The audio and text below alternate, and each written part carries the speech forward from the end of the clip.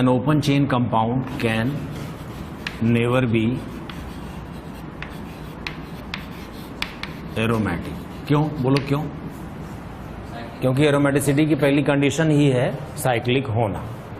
बात समझ में आई? सबसे अच्छा एग्जाम्पल है एरोमेटिक का बेंजीन रिंग। आप देखें, ये एक ऐसा कंपाउंड है, क्या ये साइक्लिक है?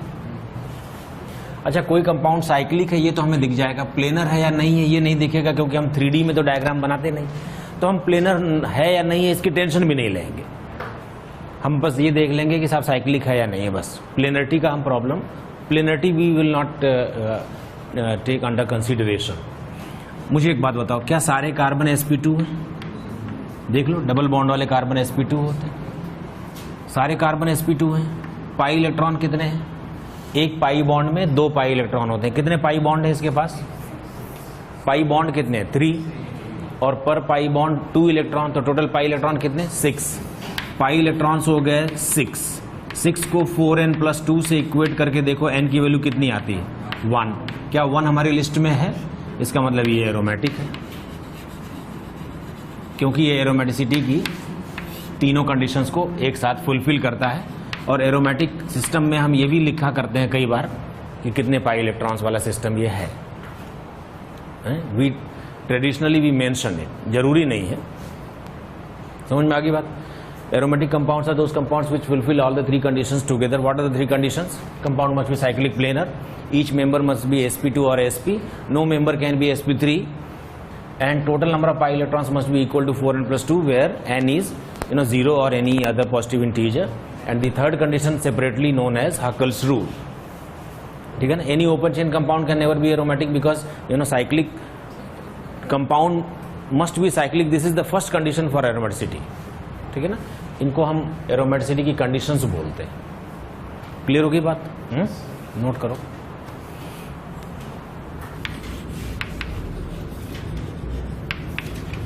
Are of 2 types.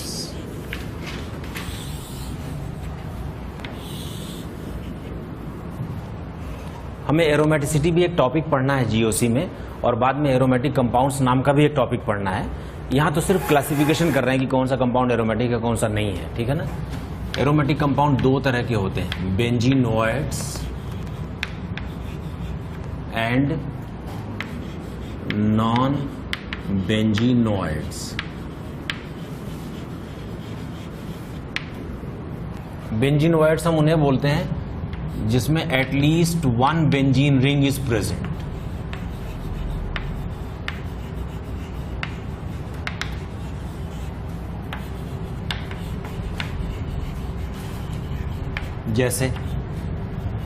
जैसे बेंजीन खुद, ठीक है ना, या फिर 2 रिंग्स का ये फ्यूज्ड वाला कॉम्बिनेशन, इसका नाम है नैफ्थलीन। नाम न याद रहे तो कोई बात नहीं, ठीक है ना। या फिर 3 रिंग्स वाला। इन डबल बॉन्ड्स की पोजीशन फिक्स नहीं होती, इसलिए कई बार इसमें एक सर्कल बना देते हैं। This compound is named as anthracene, या फिर इस तरह का एक compound,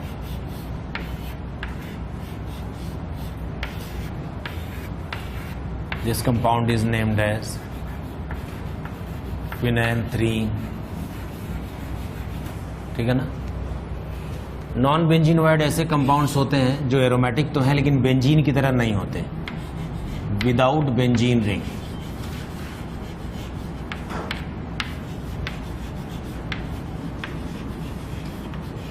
benzene ring is not present but the compounds are aromatic, ठीक है ना। जैसे ये कंपाउंड है, इसका नाम है साइक्लोप्रोपिनाइल कैटायन। कैटायन हम पॉजिटिव चार्ज को बोलते हैं।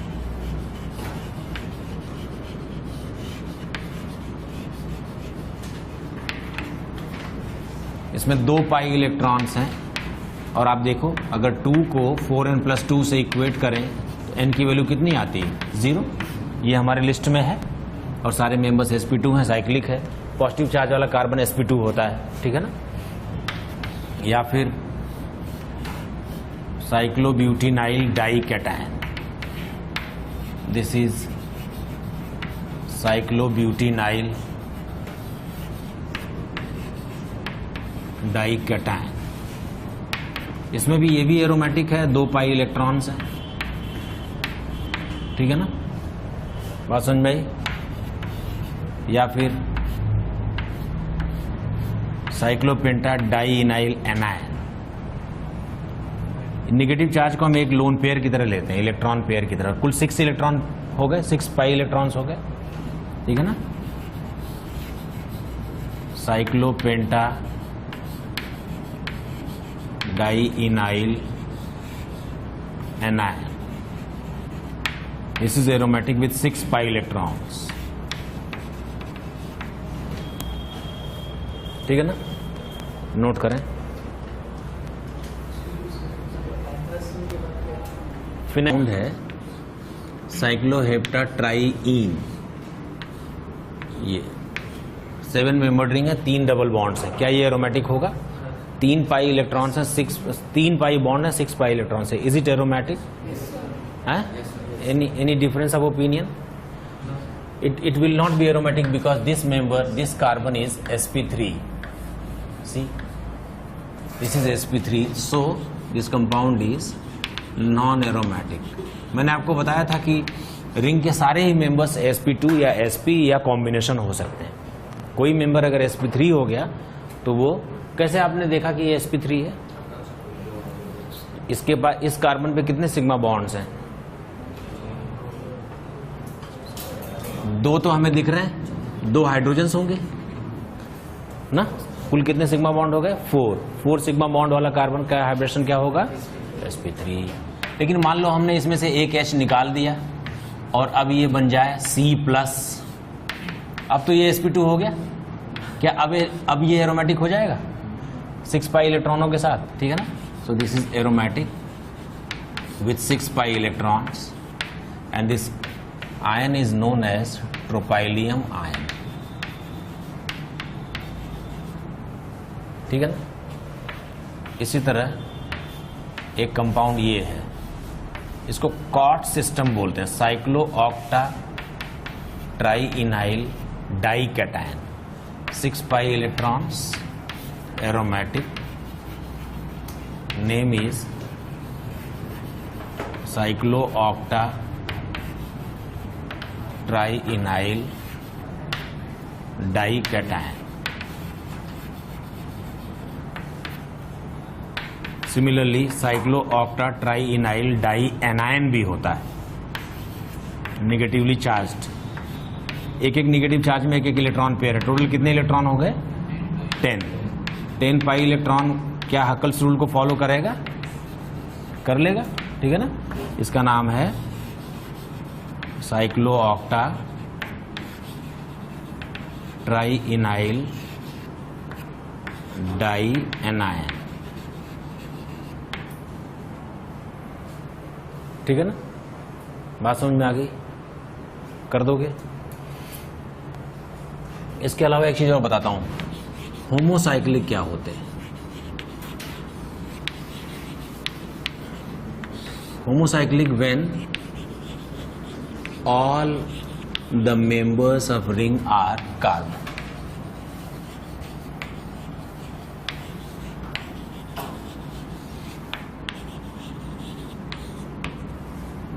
When all the members of ring are carbon, ठीक है ना। हेट्रोसाइक्लिक क्या होते हैं? हाँ, heterocyclic when at least one member of the ring is non-carbon, at least one member of the ring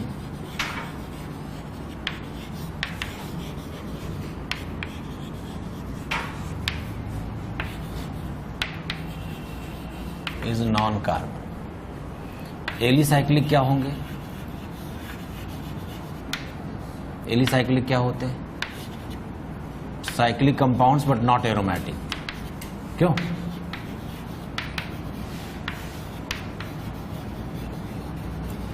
cyclic में 2 केस है, एरोमेटिक और एलिसाइक्लिक।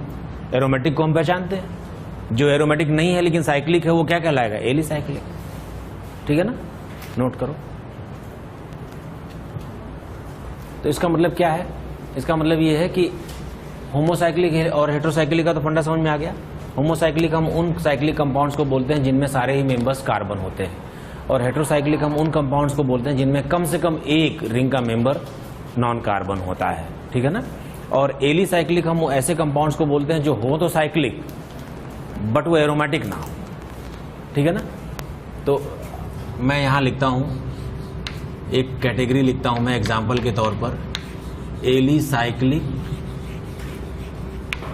Alicyclic homocyclic compounds. इसका मतलब आप क्या समझते हो? इसका मतलब ऐसा साइक्लिक कंपाउंड जो एरोमेटिक ना हो और उसके सारे ही मेंबर्स कार्बन्स हो। व्हाट डू यू से?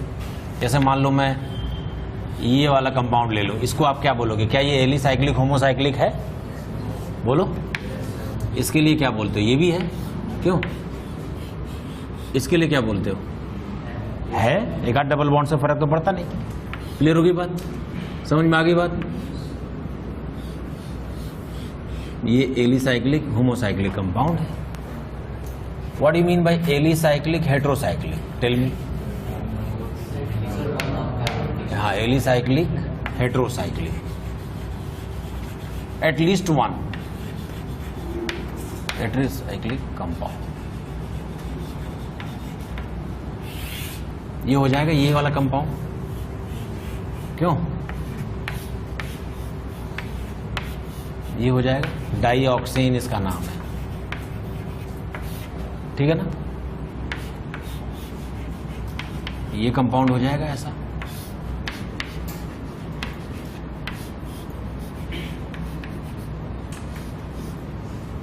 ये सब एलिसाइक्लिक हेटेरोसाइक्लिक हो जाएंगे। एक आध डबल बॉन्ड हो तो भी फर्क नहीं पड़ना।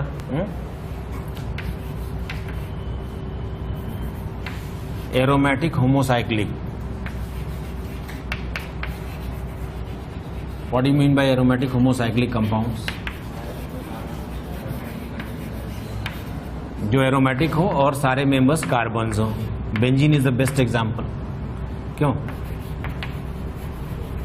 Aromatic heterocyclic.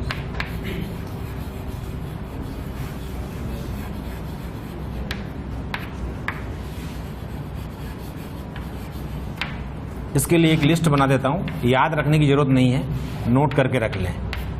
This is pyridine, right. जब कहीं जरूरत पड़ेगी तो यहां से देख के लिख देना। दिस वन इज पायरोल,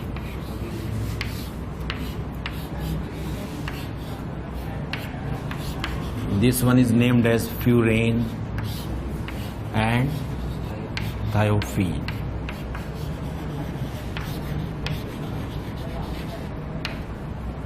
ठीक है ना। These are some examples of heterocyclic aromatic compounds. ठीक, इतनी बात समझ आ गई? इसमें कोई डाउट है तो पूछ लो। क्लियर हो गया? आपको डीपीपी नंबर 1 होमवर्क में अलॉट कर देता हूं। आप डीपीपी 1 उसमें ये सब है, हेटेरोसाइक्लिक एरोसाइक्लिक। ठीक है, ये सब है। अब properly we shall start IUPAC nomenclature. IUPAC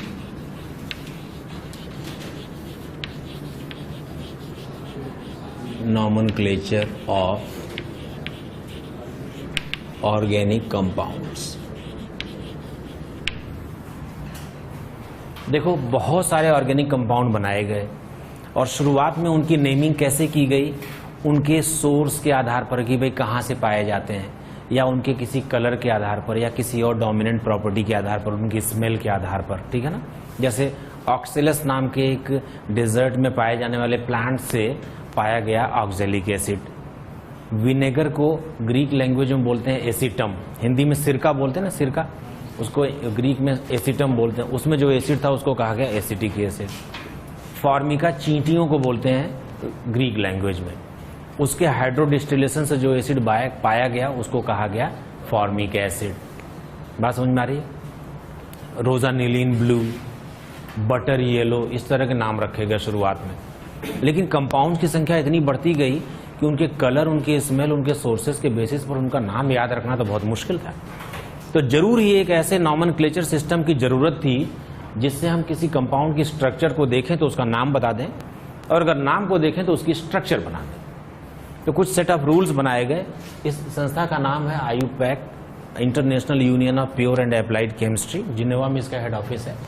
तो कुछ रूल्स बनाए गए, बाद में उसमें कुछ कहीं कहीं कुछ न्यू रिकमेंडेशंस भी दी गई हैं, और रूल्स को एग्जिस्ट करने वाले कंपाउंड्स की बेसिस पर ही बनाया गया। ऐसे कंपाउंड जो रियली एग्जिस्ट करते हैं, ठीक है ना।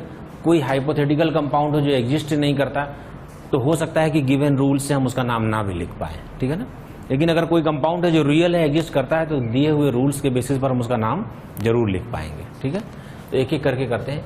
इसमें रूल में एक स्कीम बनाई गई, IUPAC की एक स्कीम है। क्या स्कीम है? एक होता है वर्ड रूट। वर्ड रूट के राइट में जितनी चीजें लिखी जाती हैं उनको सफिक्सेस बोलते हैं।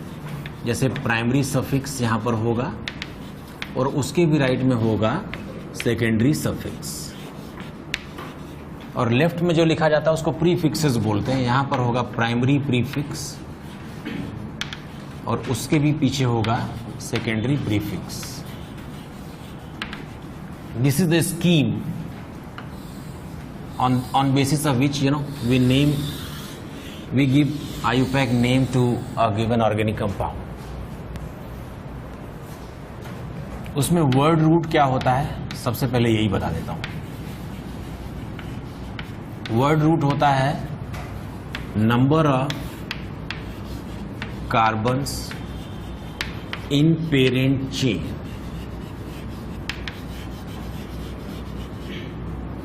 पेरेंट चेन PC क्या होता है? The longest possible chain.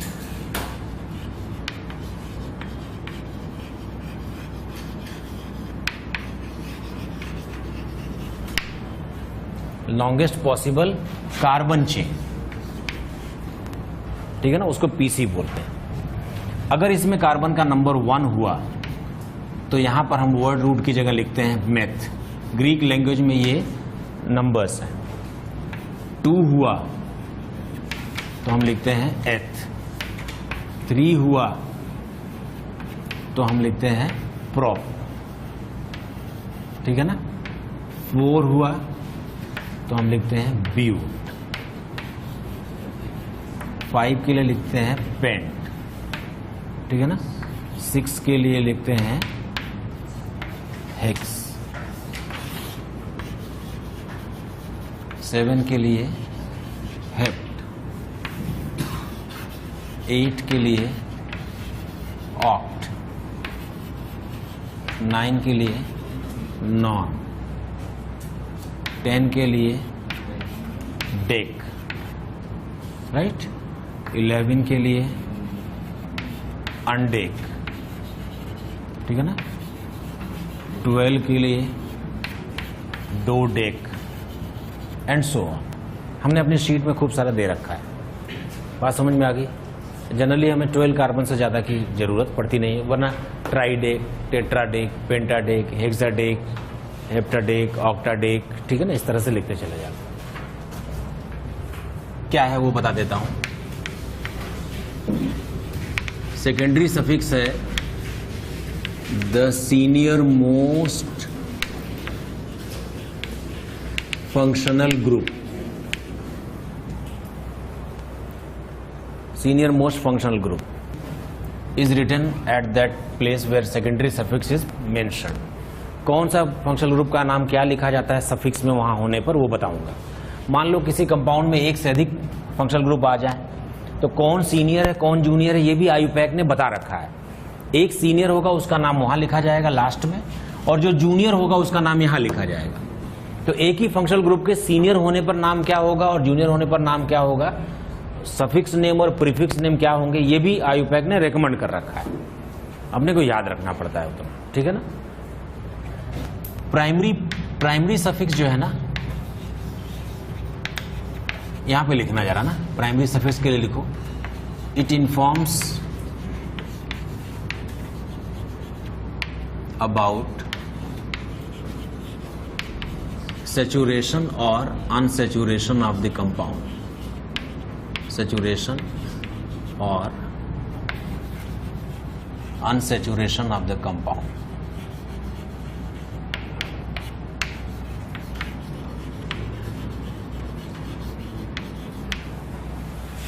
यानी कि if the compound has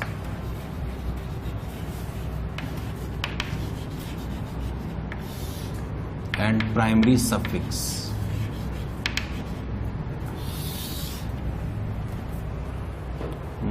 if the compound has all C single bond C, then primary suffix will be ane and the compound is termed to be saturated. And if compound has one C double bond C, then in place of primary suffix we'll write ene. If it has two C double bond C, then we call diene. We put diene at the place of primary suffix. If there are three double bonds, carbon carbon double bonds, we write triene, tetraene, like that. If there is one triple bond, we write ine at the place of primary suffix. If two triple bonds, we write dienes. Diene, triene, tetraene, like that. If one carbon carbon double bond plus one carbon carbon triple bond both are present, then we write ene, like this. तो अगर primary suffix के place पर N present है तो इसका मतलब compound saturated है, और उसके अलावा कुछ भी प्रेजेंट है, इन, आइन, इनाइन, डाइइन, डाइआइन, ट्राइइन, ट्राइआइन, इसका मतलब कंपाउंड अनसैचुरेटेड है. तो primary suffix actually informs about saturation और अनसैचुरेशन ऑफ द कंपाउंड. ठीक है, please note.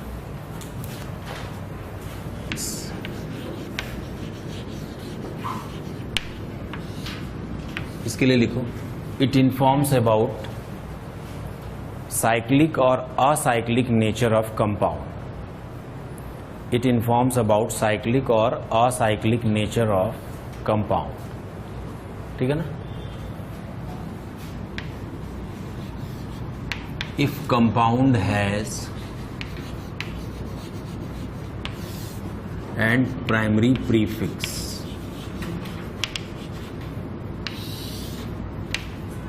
if compound has open chain, then there is nothing written at the place of primary prefix. It informs about cyclic or acyclic nature of compound. Acyclic मतलब open chain. ठीक है ना. If compound has open chain, then at the place of primary prefix we don't write anything. But if it has one ring, then we write cyclo. Cyclo prefix just before word root. जैसे 3 carbon है तो 3 कार्बनों के लिए word root क्या होगा, prop. और मान लो ring में है तो बोलते हैं साइक्लोप्रोप. और सारे बॉन्ड सिंगल है साइक्लोप्रोपेन. और एक OH लगा हुआ तो साइक्लोप्रोपेन ऑल. समझ गया ना. ऐसे लिखते चले जाएंगे. If there are 2 rings, we write bicyclo. If there are 3 rings, we write tricyclo and so on. ठीक है ना. हमें बाईसाइक्लो से ज्यादा पढ़ना नहीं है. सेकेंडरी प्रीफिक्स जो है ना, ये एक बहुत बड़ा बैग है. इसमें सब कुछ डाला जाता है. मतलब आपने सीनियर मोस्ट फंक्शनल ग्रुप को राइट में चिपका दिया, एन, प्राइमरी सफिक्स है उसको भी राइट में ले लिया. वर्ड रूट में methane, ethane, propane, butane, pentane, hexane, octane, नोनेन, कुछ भी ले लिया ना. डेक, अनडेक, डो डेक, सब कुछ भी ले लिया. प्राइमरी प्रीफिक्स में तभी हम ओपन चेन हो तो प्राइमरी प्रीफिक्स होता ही नहीं. अगर 1 रिंग है तो साइक्लो, 2 रिंग है बाईसाइक्लो, वो भी ले लिया. उसके बाद जो भी बचा हुआ जितना भी आइटम है वो सब सेकेंडरी प्रीफिक्स में डाल दिया जाता है. जो भी कचरा है अल्फाबेटिक ऑर्डर में वहां रख देते हैं. ठीक है ना। प्राइमरी प्रीफिक्स में क्या क्या हो सकता है? पहले तो जूनियर फंक्शनल ग्रुप्स। भाई मान लो कई सारे फंक्शनल ग्रुप हैं, एक को आपने सीनियर बोल दिया, वो राइट में लिखा जाएगा, बाकी सब इधर आ जाएंगे, सबकी इज्जत खत्म। ठीक है। दूसरा alkyl groups. Alkyl groups, alkenyl groups, ये क्या क्या होते हैं डिटेल में बताऊंगा अभी ना। अल्काइनाइल ग्रुप्स, ठीक है ना। तीसरा, कुछ फंक्शनल ग्रुप्स होते हैं जो हमेशा प्रीफिक्स में ही रहते हैं। सम फंक्शनल ग्रुप्स और ऑलवेज केप्ट इन प्रीफिक्स या प्रीफिक्सेस। कौन कौन से? एग्जाम्पल के लिए नाइट्रो NO2 है, ठीक है ना, या नाइट्रोसो, ये बिल्कुल जन्मजात प्रीफिक्स में ही रखा जाता है। एल्कॉक्सी, OR, ठीक है ना, या हेलो। हेलो मतलब फ्लोरो, क्लोरो, ब्रोमो, आयोडो, ये सब they are always kept in prefixes. Third is alkoxy. Alkoxy is ether group, ठीक है ना। सीनियर प्रेजेंट हो तब तो ये प्रीफिक्स में रहते ही हैं। कोई और ना प्रेजेंट हो, अकेला ही नाइट्रो प्रेजेंट हो तो भी प्रीफिक्स में लिखा जाएगा। नाइट्रो प्रोपेन ऐसे लिख दिया जाएगा, नाइट्रो इथेन। इनकी कोई इज्जत नहीं है, ठीक है ना, इनको हमेशा प्रीफिक्स में ही रखा जाता है। Clear?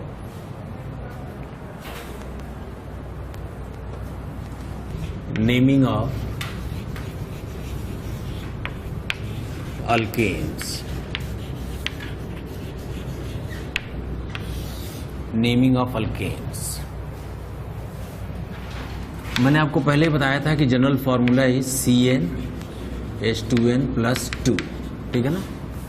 The very first member of this series is CH4. How many carbons? 1. So it is meth and ane is the suffix because it is a saturated compound. इसको मार्श गैस भी बोलते हैं क्योंकि ये मार्शी लैंड में सबसे पहले पाया गया था। दलदली जमीन पर सबसे पहले मीथेन को आइडेंटिफाई किया गया था। The second member of the series is having 2 carbons. 2 के लिए हम क्या लिखते हैं? एथ। पूरा नाम क्या हो जाएगा? इथेन। एन क्यों? सिंगल बॉन्ड है। तीसरा मेंबर है प्रोपेन, ठीक है ना। चौथा मेंबर है ब्यूटेन।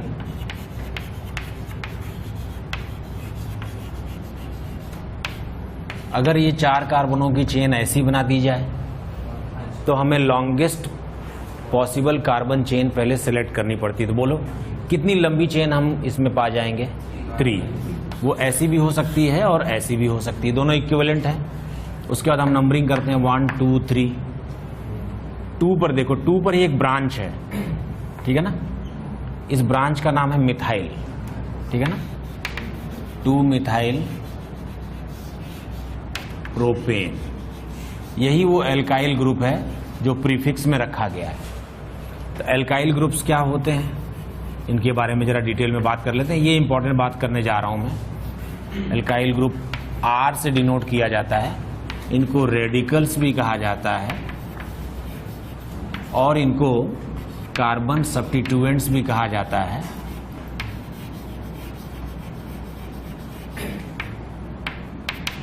और इनको साइड चेन भी कहा जाता है। साइड चेन भी कहा जाता है। कैसे बनते हैं? अगर हम अल्केन में से एक हाइड्रोजन माइनस कर दें तो जो ग्रुप बनेगा उसका नाम होगा अल्काइल ग्रुप। अल्काइल। जैसे मीथेन में से एक हाइड्रोजन निकाल दें तो क्या बन जाएगा? मिथाइल, ठीक है ना। इथेन में से एक हाइड्रोजन निकाल के बाहर कर दें ये जो बॉन्ड शो कर रहा हूं, इस बॉन्ड के थ्रू ये पेरेंट चेन से जुड़ा हुआ है। जैसे ये मिथाइल है, इस बॉन्ड से ये पेरेंट चेन से जुड़ा हुआ है। So this is the vacancy through which it is connected to parent chain, and this particular carbons are not considered in parent chain, they are side chain. ठीक है ना, इसका नाम हो जाएगा इथाइल। अगर 3 कार्बनों वाला होगा तो इसका नाम हो जाएगा प्रोपाइल। 3 कार्बोने वालों को पुराने सिस्टम में एन प्रोपाइल भी कहा जाता है। ठीक है ना, ये इंपॉर्टेंट बात कर रहा हूं मैं, यहां से लेके यहां तक इंपॉर्टेंट बात है, कंटिन्यू करूंगा आगे।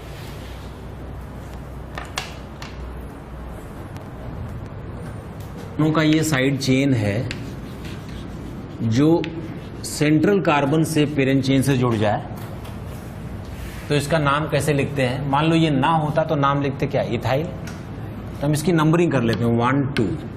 1 पर क्या है? मिथाइल। तो हम ब्रैकेट लगा के ऐसे लिख देते हैं 1 मिथाइल इथाइल।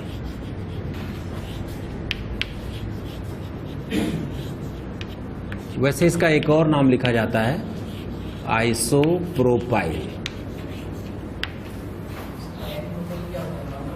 हाँ, एन मतलब सीधी चेन। बात समझ में? क्लियर है? I would suggest you use this name, not that name.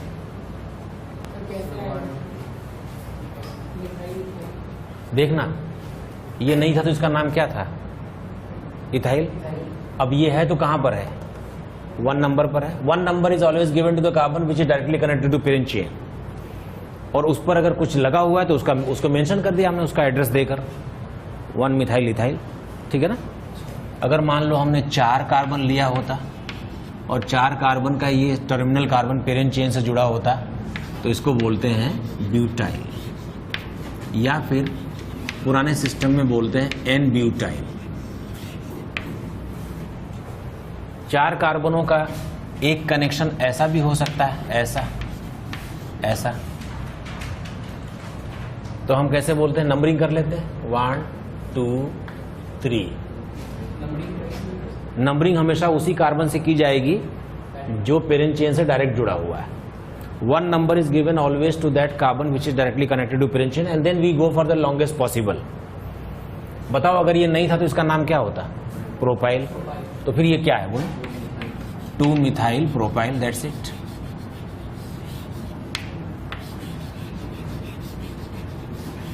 ठीक है ना। और वैसे इसका एक और नाम है आइसोब्यूटाइल।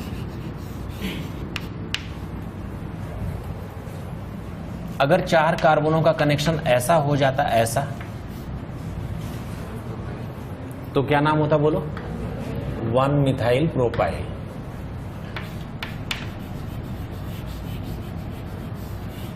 वन मिथाइल प्रोपाइल, या इसको हम बोलते हैं secondary butyl. Secondary butyl.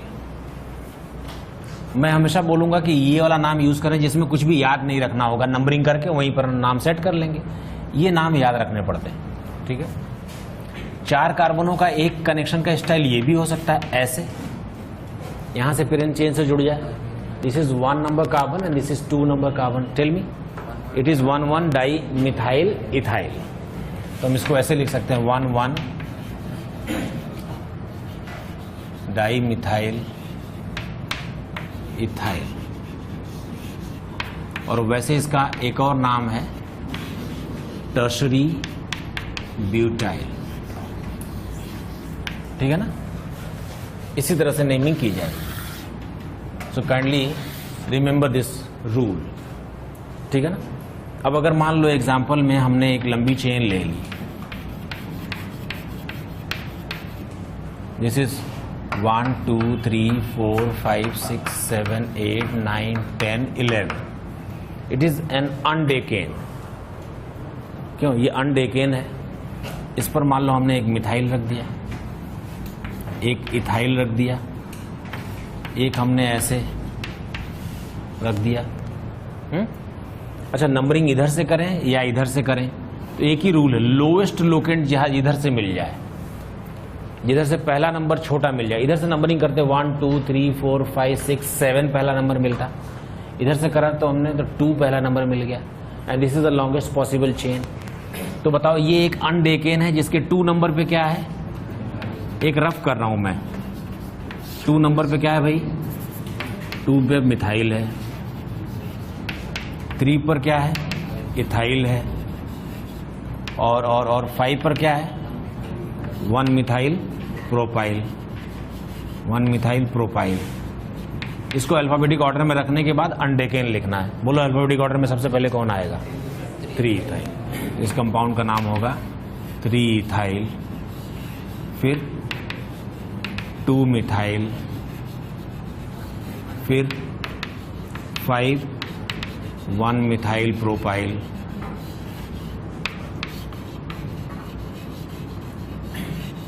and otherwise the compound is undecane। ठीक है, देख लो, अनडेकेन तो प्रॉब्लम नहीं है ना, अनडेकेन की तो प्रॉब्लम नहीं है। बस तुम बताओ 2 पर क्या रखा जाएगा, 2 पर क्या जो लगा हुआ उसका नाम क्या है, मिथाइल, यहां हमने लिख लिया। 3 पर जो लगा हुआ उसका नाम क्या है, इथाइल, लिख लिया। 4 पर जो लगा हुआ उसका नाम क्या है, 1 मिथाइल प्रोपाइल, ये देख ले, ये वाला, ठीक है ना। अब जरा बताओ अल्फाबेटिक ऑर्डर में सबसे पहले कौन आता है, MEM, ई, तो पहले इथाइल रख दिया, फिर मिथाइल, फिर 1 मिथाइल। समझ में? आइसोप्रोपाइल को IPR लिखने का भी फैशन है, ठीक है। ब्यूटाइल को BU, ये आइसोब्यूटाइल है ना, तो IBU, ठीक है ना। टर्शरी ब्यूटाइल को टर्ट BU, सेकेंडरी ब्यूटाइल ऐसे, ठीक है ना, ऐसे लिखा जाता है। ये शॉर्ट नोटेशंस हैं, बात समझ में आई, इनको याद रखना।